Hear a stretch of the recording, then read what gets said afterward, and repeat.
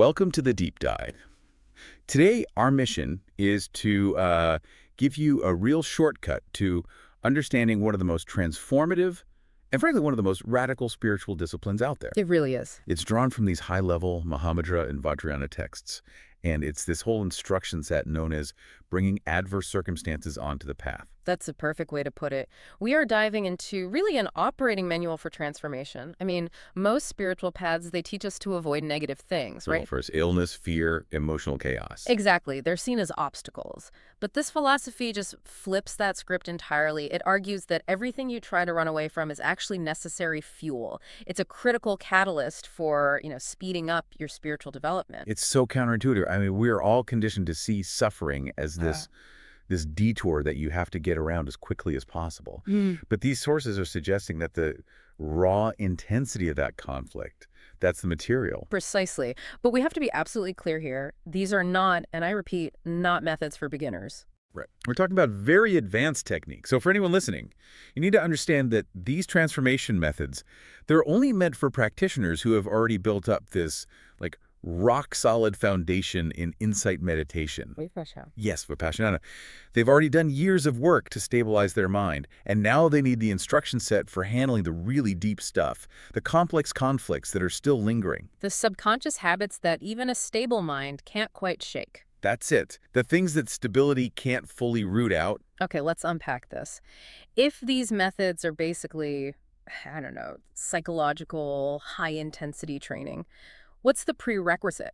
What criteria does a practitioner absolutely have to meet to use these things safely? Well, the foundational criterion is direct realization. What does that mean exactly? They must have attained what's called penetrating vision or wisdom. It means they've had a direct experience of the ultimate nature of their own mind. So not just an idea, but a real glimpse. A real glimpse? They understand the unity between ultimate reality and, how it shows up moment to moment. They've seen beyond that conceptual, dualistic thinking. I get the importance of stability, but if someone has had that profound realization, that glimpse of reality's true nature, why would they still need these complex techniques? Shouldn't that wisdom just solve everything?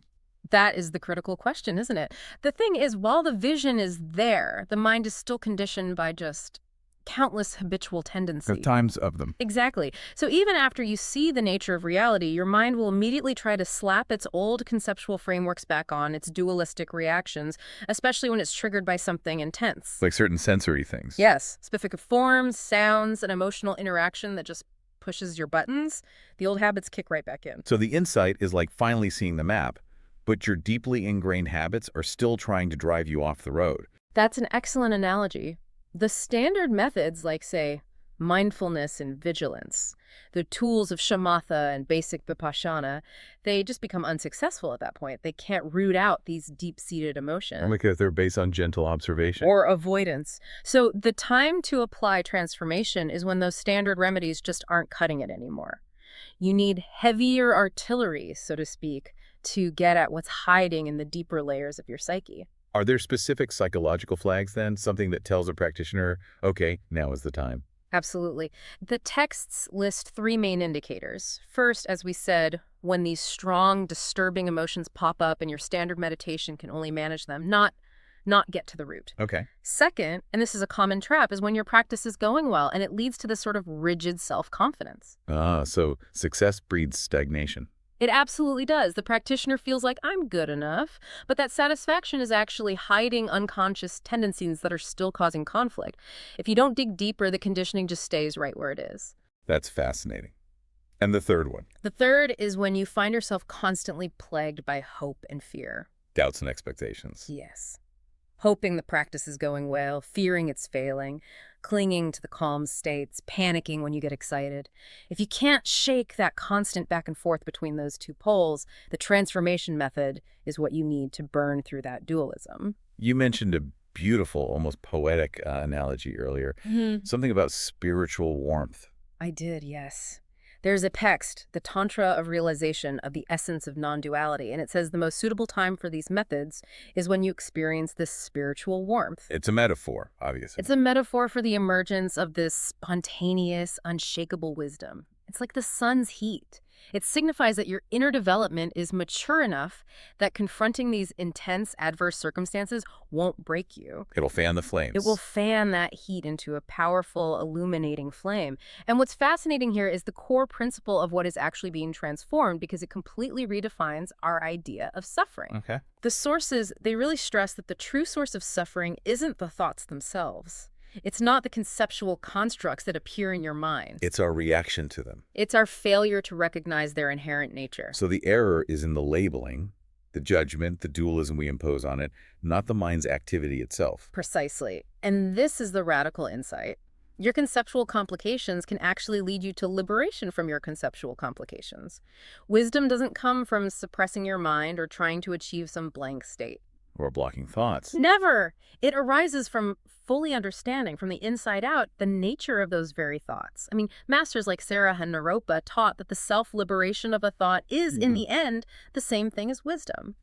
But for most of us, right, when a terrifying thought or just intense anger comes up, the instinct is either to get lost in it or to desperately try and push it away. Of course. So how can the thought itself be the tool? Because every single thought, even the most aggressive or destructive one you can imagine, it shares the single fundamental nature of mind. If you were fully realized, you could just say, the nature of mind is dharmakaya, and you'd be liberated on the spot. But for the vast majority of people, that's just a nice phrase. It doesn't mean anything when you're seeing red. It's an empty concept in the face of that raw, high-intensity emotional energy. That's why they need the transformation methods. They're designed specifically to handle that overwhelming desire or anger. You have to use the energy of the emotion itself. You have to step into the fire. You do. So if the emotion is too intense for just watching it, you need a technique that works with that intensity. What's the foundation? What holds all these direct methods together? The absolute unshakable foundation is sustained mindfulness. Just keeping your awareness continuously present. Without that naked awareness, these practices are just, well, they're fuel for madness. Okay, so that's the bedrock. It is. And beyond that, the sources highlight 3 essential aspects, sort of the attitude you need to bring to these transformations. These are really the key takeaways for anyone wanting to understand this. These sound like non-negotiable mindsets you have to have before you even start. They are. Number 1. Recognize the nature of thoughts. You have to stop judging your mind's content as good or bad. You drop the moralizing habit so you can see what's actually happening. And number 2. Abandon attachment to the independent self. This is critical. You stop clinging to this idea of an I that's being harmed by an emotion. You stop thinking, these emotions are hurting me. And instead, You acknowledge the inseparability. You say, I am this arising emotion. It just dissolves that wall between the observer and the observed. so by embracing the emotion, you stop the ego from building a fortress around it. Exactly. And the third is simple, but so hard. Discard hope and fear. Stop clinging to the calm states. Stop panicking over the agitated ones. You have to free your entire experience from those dualistic habits that are constantly yanking you out of the present moment. So those 3 guidelines create this state of total mental openness. But the sources don't stop there. Before we get to the 6 specific methods, they give us 5 analogies, almost like a roadmap for the ideal attitude. Yes, these analogies really define how you're supposed to relate to the world and to your own inner life while doing this work. The first one, the wounded deer, sounds like it requires a massive commitment to solitude. It does. The instruction is to seek absolute solitude, and that means avoiding all worldly concerns. Not just fame or wealth, but even things like securing your livelihood or supporting loved ones. That's extreme. The focus has to be exclusively on the goal of the practice. A wounded deer knows the world is dangerous, so it retreats to heal. The practitioner retreats to focus their energy single-pointedly on the transformation. Okay, a radical restructuring of life. The second one, the lion, seems to be about internal authority. Maintain absolute fearlessness towards everything. External threats, internal mental chaos, it doesn't matter. The lion holds dominion, right? It's never swayed by anxiety or doubt. The practitioner has to hold that same dominion over their mind. And the wind. This feels like the classic teaching on non-attachment, but maybe turns up to 11. It's definitely intensified. Be constantly in motion, never cling. Touch everything, your work, your possessions, pleasures, honors.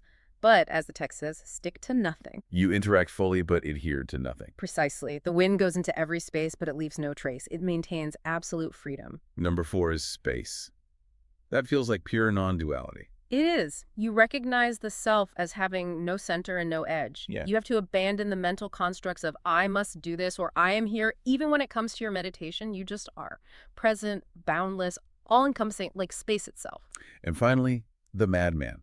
I have to say, this is the most surprising analogy for a spiritual discipline I've ever heard. It catches everyone off guard. The madman analogy is the ultimate rejection of conceptual morality and judgment. How so? Well, a madman accepts everything that arises in the mind spontaneously. They see it without clinging to it or trying to organize it.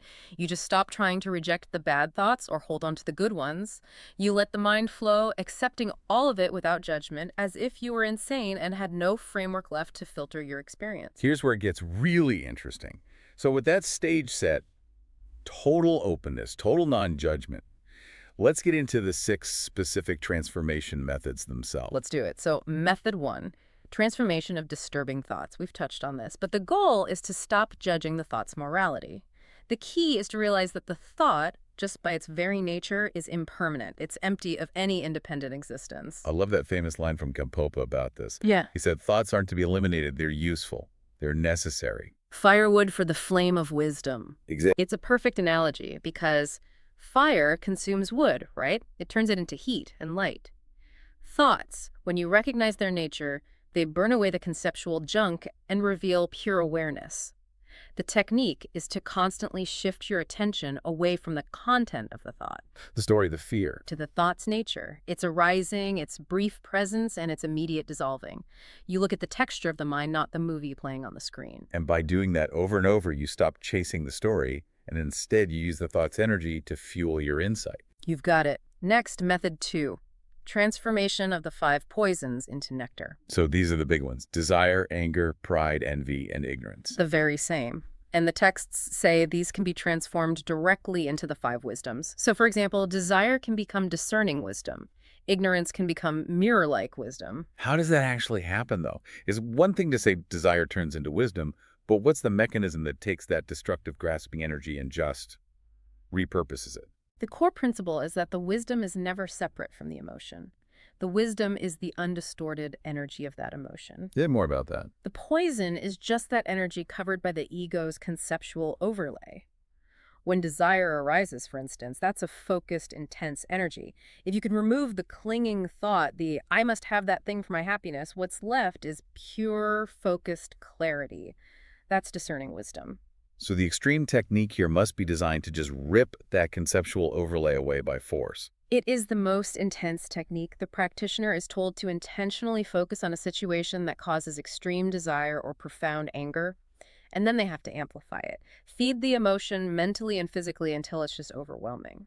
To the point of physical shaking or rapid breath, the text says. Yes. So you're intentionally triggering a complete emotional collapse. Why on earth is that necessary? Because that intense, unbearable experience provides the most profound opportunity for penetrating vision.